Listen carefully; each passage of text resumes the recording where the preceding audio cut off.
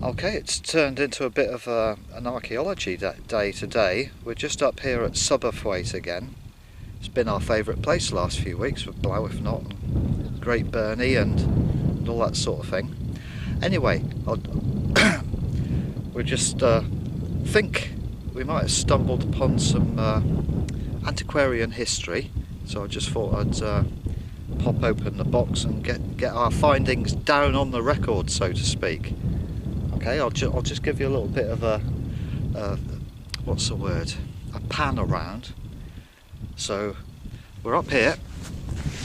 I'll just turn round just for orientation. That's Great Burney behind us. Okay, we'll pan round further. There's If Not behind me, and so we're just sort of at the foot of Great Burney. Now I'll just reorientate the camera for a minute. Whoops, all my screws come undone. So we're just looking at these rocks over here, because on the map it says stone circles, and so these three rocks being prominent above the turf, I just walked over to see if they could be construed as a circle. And whilst they do depict a sort of radius, and some of them are indeed not bedrock, like that middle one, I've given that a thump.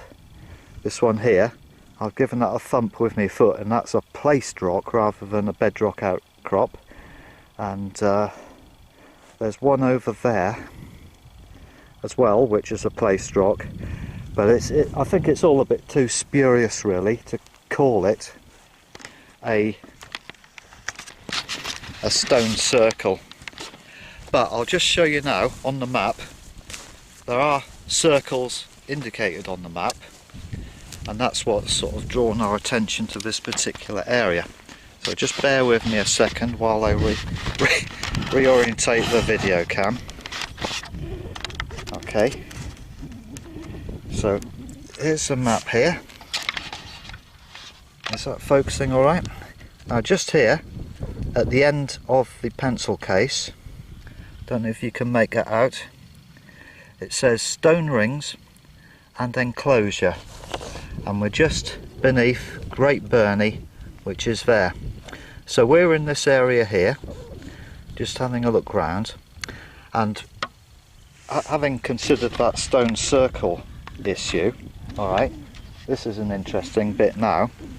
This rock here, now it's just a loose rock, I'll just show you, but look at the grain and structure of that bedrock material.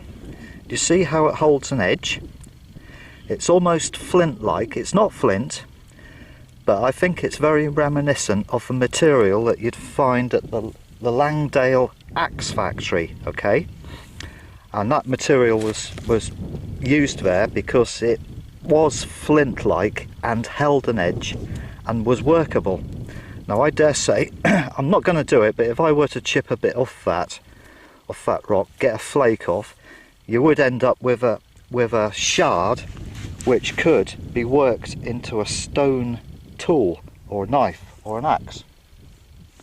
And I think that's important, or what should we say, it's significant to find material like that in this area where, like I say, there are stone circles and enclosures.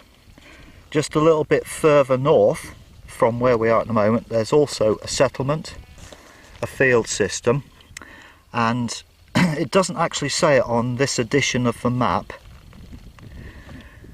but on older issues of this map it's got a legend that says British settlement, where it is conjectured, or not conjectured, but it's obviously the fact that there has been a major sort of I don't know, medieval, Stone Age perhaps, Bronze Age settlement. So that's what we're looking at the moment, or what I'm looking at. I'm hoping Poppet isn't too bored by this, but it's it's an interesting fact, I think, that material like this is found in this locality, or has been brought here. Can't exclude the fact that it might have been brought here as raw material for making Stone Age tools with. So there we have it. Okay, we'll see if we can find anything else of interest here. So yes, indeed, lo and behold, not more than 2 meters from where I was showing you that lump of rock with the map and such forth. I'll just swing you around and show you. There's Poppet sat with the map and the piece of rock I was just at, and just here we're finding an outcrop of this material, and it's, again, you can see how it would hold an edge. In fact, I can feel it, you know, it's almost like a knife edge, the way it plucks at the skin. You know, if you ever do that with a sharp knife, sort of brush it sideways on, you can feel it plucking. And this is a bedrock outcrop of the very same material, or very similar, should I say. Obviously I can't chemically prove that. Very same material. So this rock here is, to my eyes at least, of the same ilk as this over here.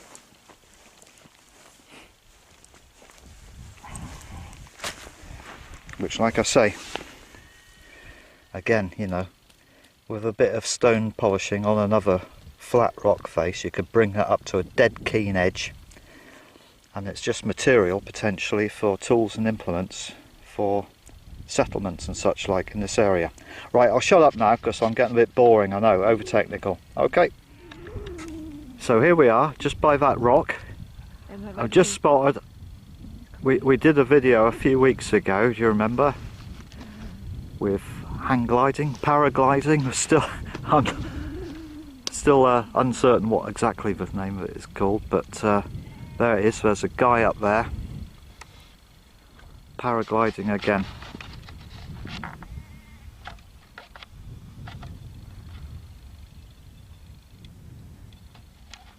Off Great Bernie. Uncle Bernie, as I call it. And just down there, of course, there's our refuge, the refuge wagon, the survival capsule.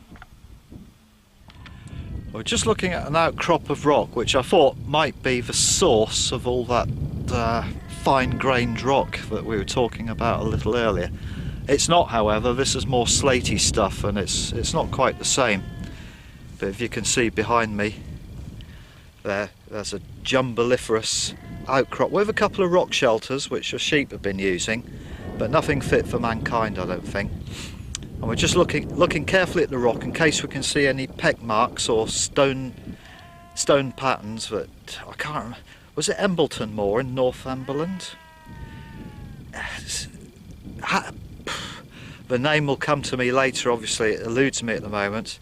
Somewhere in Northumberland we saw some beautiful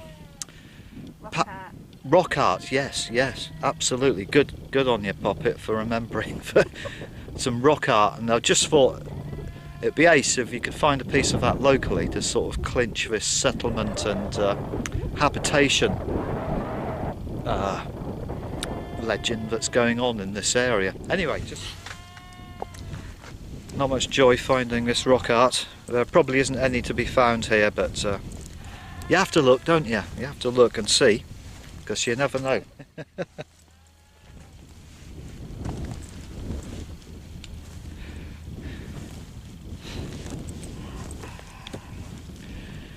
Yeah.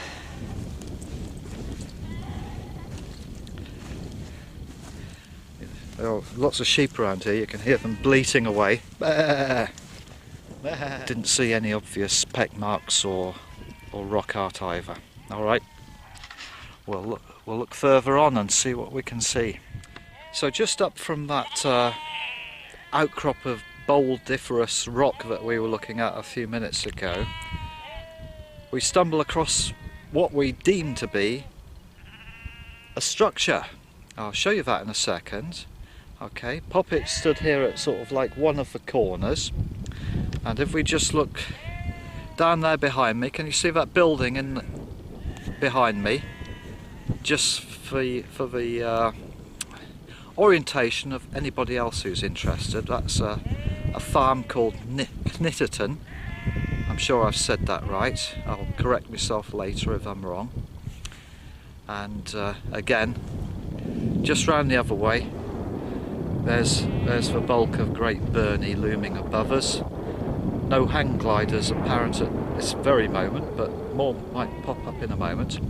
Anyway, I'll just take you along this structure. It's a rectilinear outline, and it's of considerable extent, bigger than a tennis court, maybe 2 tennis courts, or perhaps almost a sort of medium, if there is such a thing as a medium football ground. Anyway, I'll just walk you along it. You okay to stop there, Poppet? Yeah. Poppet stood on the corner there, and I'm walking the boundary of this structure now, and I'll just turn you around.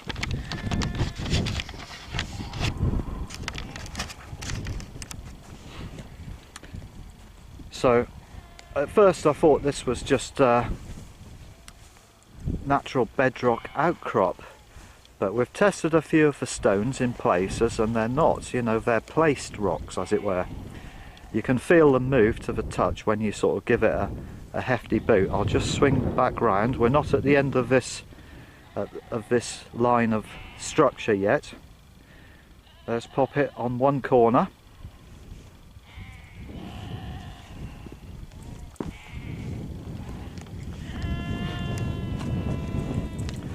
And I think I'll walk up to the far corner on this leg, as it were. Oh, those sheep. I reckon they're wanting some food, perhaps. They're lowing and groaning.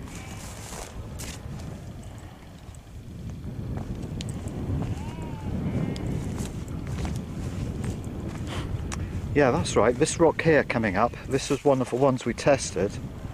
Now it looks like a bedrock outcrop, but actually when you give it a bit of a boot with your foot, you know, that sort of fashion, you can just feel it move perceptibly to the touch. So it's not physical connected bedrock, as it were. As you can see, just looking along this face here, you know, that's looking quite sort of deliberate and manufactured, isn't it, you know? And then we're just approaching the corner of one of the long sides, shall we say. Looking down there towards where that sheep is down there, that's looking right at us now, that's a far corner of the other leg. I'll just swing you back to where Poppet is so you can see the scale. Can you see Poppet there? Wave your hand. There she is. How far is that? Maybe 50 metres. And possibly it's about, swinging back round now, perhaps it's 40 or 50 metres on that other leg. And then, if I can just, that's the corner where the sheep is. And then it goes along there, at that distance, to round about there, and then it sweeps back up towards Poppet again. So like I say, it's virtually a square or rectangle, but not a true rectangle, because if you look at this edge, you know, you can see it's got a bit of a bow to it. And like I said, there's the Duddon estuary in the background there, and Millham there. Yeah, so this is just above that escarpment where all the rocks and stuff were. And just for reference, just coming around slowly, it was somewhere just over that lump and a bit further down where we first opened up with that map and that piece of rock, which looked like, to me, like Langdale rock. Now I must emphasise, of course, that all this is just me theorising, okay? You know, that rock that appears to hold an edge, that's just my theory and speculation that it may have been a substitute for Langdale axe factory rock, because it certainly seemed to me, looking at it, that it could hold an edge and serve that kind of purpose, which all in a way ties in with the ground evidence that there's habitation here, you know, from an era long time ago, perhaps when the Romans were first invading the south of England. You know, maybe the community here built this structure with a sort of rock and rubble outline, and then again I was explaining to Poppet,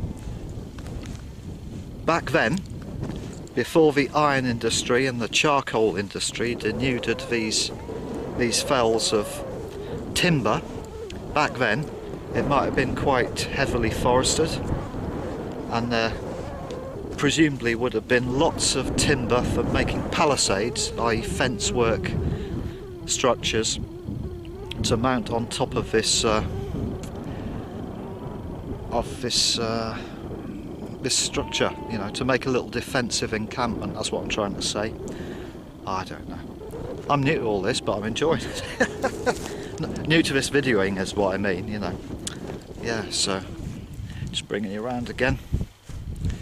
So if you can see that structural outline just unfolding itself from behind me, and back to where Poppet is standing, you know, definitely a settlement of some stature, I would say. Quite a large footprint, you know. I wouldn't think it would be a Roman encampment, for example, but then again, who knows, perhaps it could have been. But you know, I think the local law suggests it's sort of ancient British Romano kind of era settlements. Anyway, that's enough of me gibbering, I expect. See you now. Just a tiny pair of little mushrooms found up here near that structure. There's my finger for comparison. Look, it's smaller than my fingernail. I'll use my little finger. There's my little fingernail, about the same size. And just underneath it there's another one. Do you see that? Ha!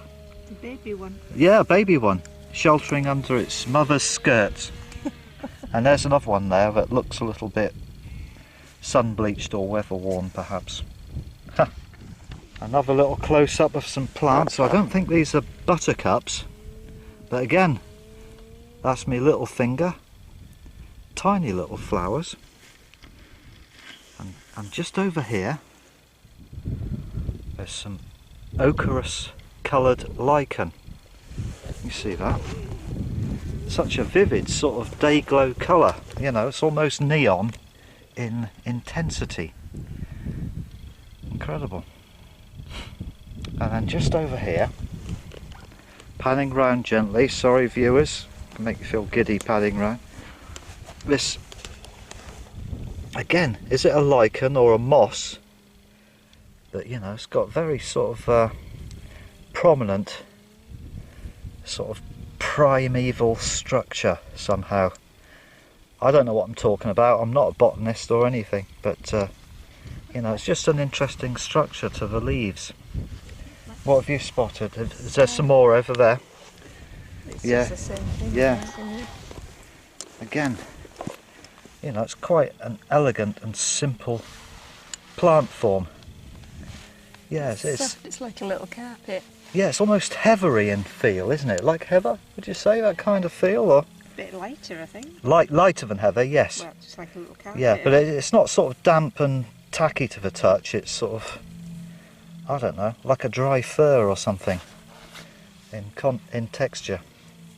Right, that's enough botany. Oops, I'll just hit the camera then as I bring my hand up. Well, I'm not 100% certain, but I think we might have found some peck marks.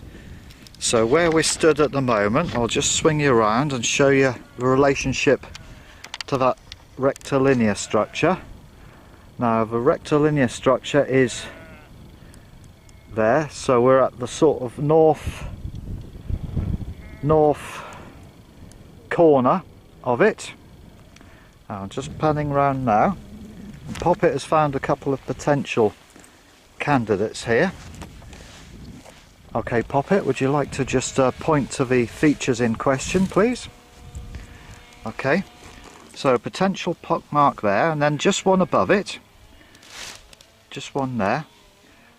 although it is the first one which looks more sort of, you know, Peck Mark-ish, if that's a term. And then just over here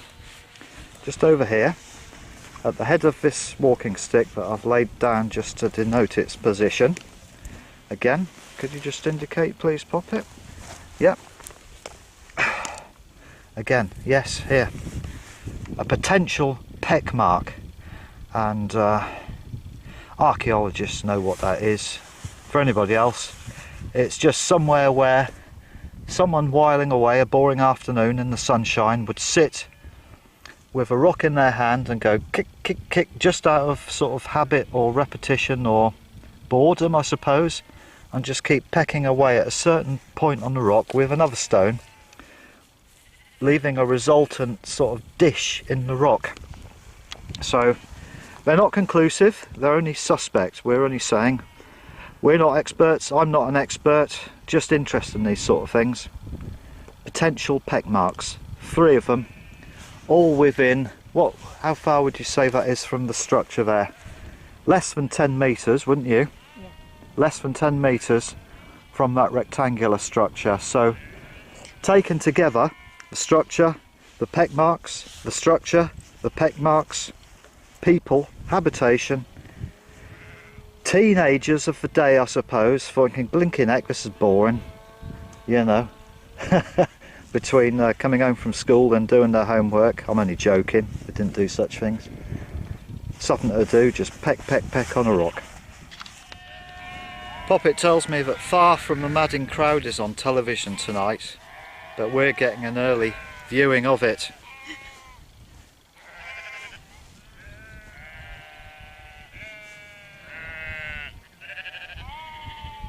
Sheep, they're flocking all around.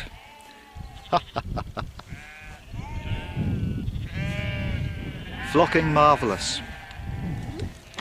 Okay, here we are. We're just on a little hillock, a bit of elevated ground just across from the rectilinear structure, as we've been calling it, because I don't know what else to call it for now.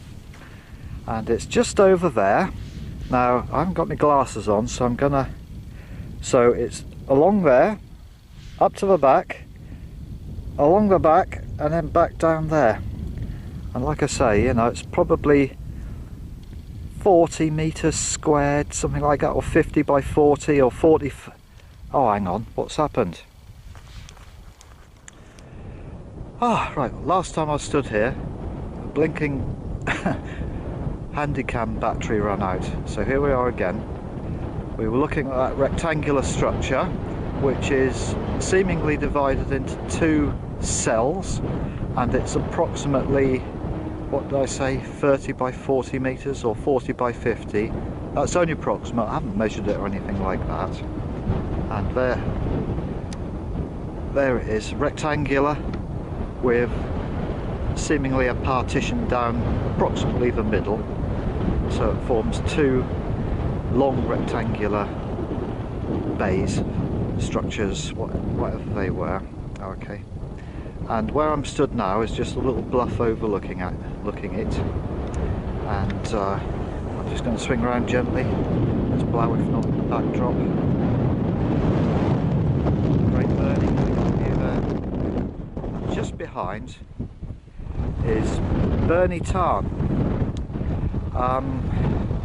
Whether the two had any associative links for water or fish or anything, I've got simply no idea. But there is only 100 or so metres between the 2 features, that's all I'm pointing out here. So there we go. Alright. Apart from a little bit of interest on the trackway back to the road, I think this what should we say? South Subberthwaite Tame team almost concluded. Alright, so this is just a little track which comes from the Subberthwaite Common Road at the foot of Great Burney, and this track goes towards that rectangular structure we've been looking at, and more importantly the farm of Nittleton. And on this track, again, little features like this. You see that there? It's what I call a little ledge rut, and it indicates that there has been the passage of carts with iron shod wheels and that kind of thing quite regularly along this trail, to the farm and back no doubt, but you know, quite frequently to have worn the rock in such a way. And there's just another little remnant of detail a little further on. And here we are again, just a few little hints of what should we say, regular cart track use by carts, and my glamorous assistant will just demonstrate with the point of the stick. So there's a little, what I call a ledge rut there, and then another little two little features a little further on, there and there. Yes, thank you Poppet. Yeah, and again they're just wear marks left by the passage of carts. Okay, thanks for watching. Well, it might be simply too windy up here today for any decent audio, but what we're looking at there is Burney Tarn,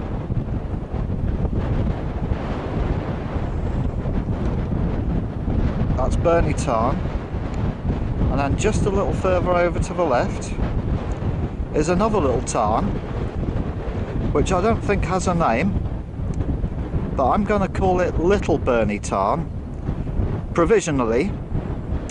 And it struck me that because that little tarn has a little island in it, it could potentially be a crannog.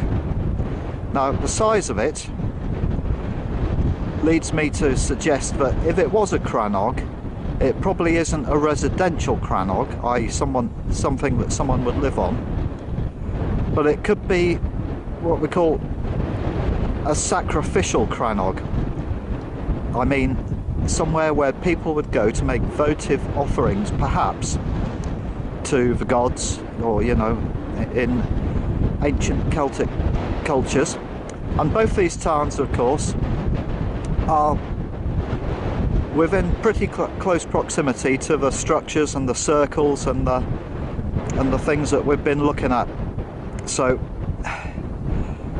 it's only a speculative suggestion of mine, nothing conclusive of course, and it might be utter rubbish, but that's just a hunch. There's just another view of that crannog, what do I call it? Little Burney Tarn.